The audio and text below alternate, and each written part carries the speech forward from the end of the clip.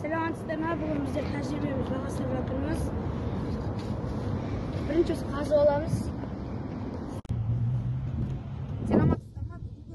Біз тәжірибемізді әрі қарай жалғастыратын боламыз. Біз алдымызда тұрған 5 литрлік баклажканың астыңғы бөлігінен тесеміз. Неге десеңіздер, ортаңғы бөлігінен тесетін болсақ, құм оның бетін жауып қалады. Сол себепті жауып қалғаннан кейін су құмға және де талға да өтпейтін болады. Ал астыңғы бөлігінен тесетін болсақ, талға су әрі қарай жүріп тұрады. Тәжірибеміздің екі жақсы тұсы, біріншісі суды үнемдейміз, ал екіншісі осы талдың мықты және нақты өсуіне себеп болады. Біз енді көметін боламыз.